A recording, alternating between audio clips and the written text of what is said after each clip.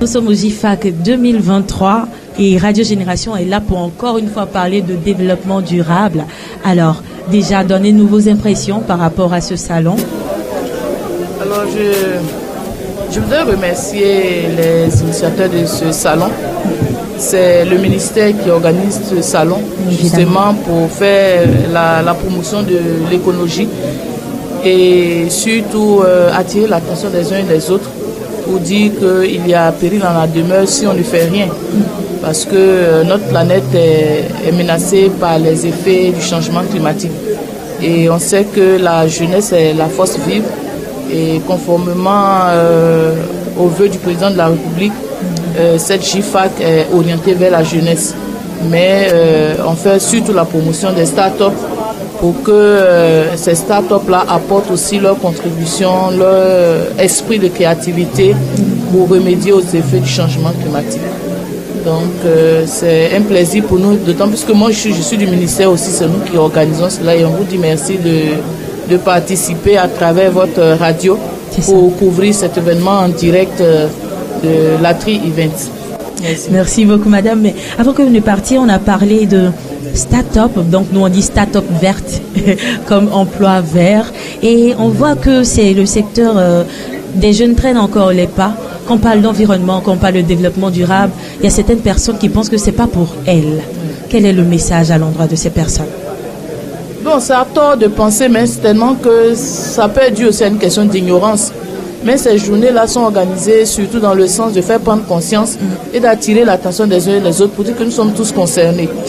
Voilà, et donc c'est ces jeunes qui aujourd'hui ne comprennent pas. Vous voyez qu'on a invité beaucoup d'écoles, beaucoup de jeunes. Comme je l'ai dit, cette année, le thème du gouvernement, l'accent est mis sur la jeunesse. C'est ça. Donc c'est cette jeunesse-là qui peut nous aider à relever le défi des changements climatiques. Et donc je voudrais appeler les uns et les autres à pouvoir s'approprier les principes du développement durable, s'approprier tout ce qui peut nous aider à remédier aux effets du changement climatique. C'est surtout ça. Préserver notre planète. Et la jeunesse a son rôle à jouer. Parce que quand on prend la définition même du développement durable, c'est surtout pour les jeunes. Parce que faire de telle sorte que les générations futures puissent subvenir à leurs propres besoins. Mais c'est maintenant que ça commence. Bien évidemment. Voilà. En ce moment, toutes les initiatives sont les bienvenues. Bien sûr. Donc à ce salon, on voit beaucoup d'initiatives qui ont été prises par des personnes qui transforment, qui recyclent, et c'est vraiment beau à voir. C'est ça, c'est beau à voir. Il suffit de faire un peu preuve de créativité, d'imagination. Il y a beaucoup de choses. Comme on le dit aujourd'hui, là, tout ce qui est déchets, parce que quand on regarde ces start-up, c'est surtout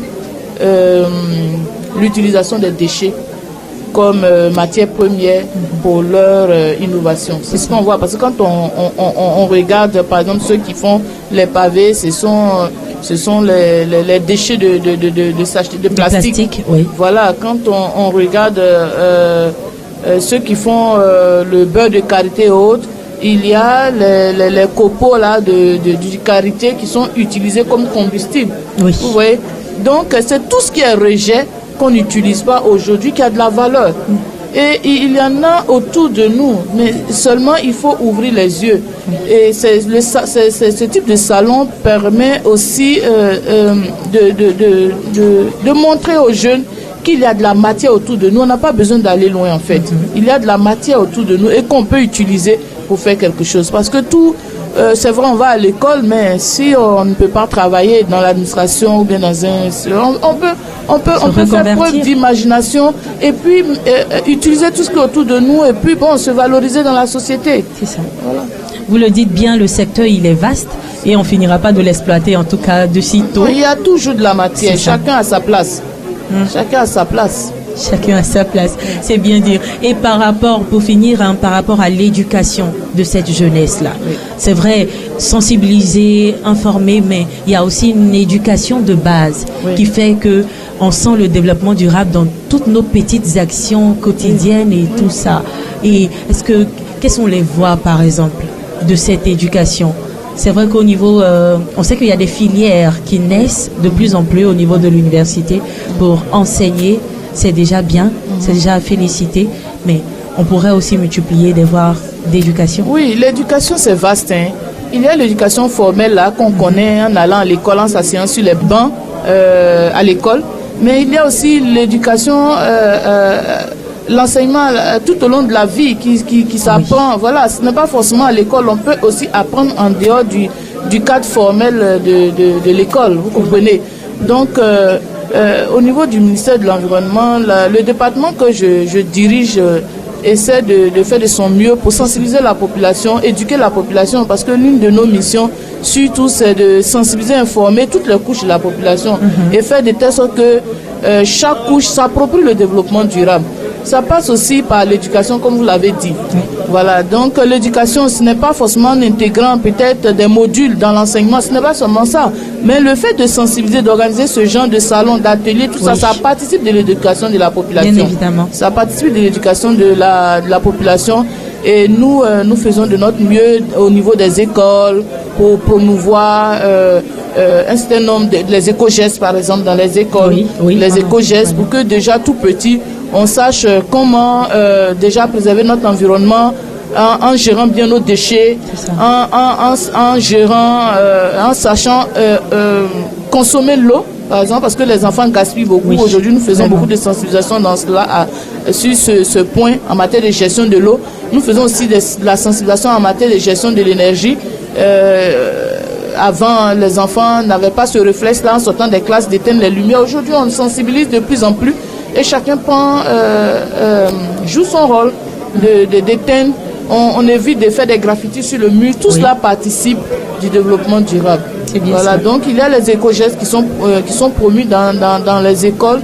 Quand on a la population aussi la possibilité de rencontrer les populations, on essaie aussi de les sensibiliser sur les éco-gestes, l'utilisation rationnelle de l'eau, l'utilisation rationnelle de l'énergie, de l'électricité, la gestion des déchets. C'est vrai qu'aujourd'hui, le tri sélectif n'est pas très développé dans nos ménages.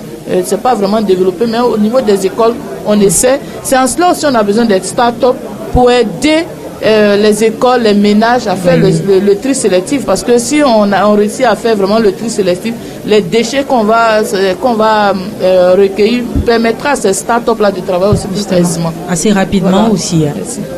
Merci beaucoup, madame. Je vous en prie. On vous remercie pour cette initiative qu'est les GIFAC, voilà, qui nous permettent d'être informés, d'être éduqués et d'être sensibilisés. Nous, on vous dit merci. Je vous remercie et puis beaucoup de courage à vous parce que je vois que vous avez vraiment évolué. Vous avez une fréquence à Yamoussoukro. On espère que vous aurez une fréquence à Abidjan. On vous encourage sur cette voie pour que cette radio-là puisse être vraiment une radio positionnée en matière de sensibilisation et développement durable. Merci beaucoup, madame. Chers auditeurs de Radio Génération, la première radio ivoirienne 100% développement durable. Vous êtes toujours en direct des GIFAC 2023 et nous sommes là pour vous informer, pour vous éduquer et vous sensibiliser.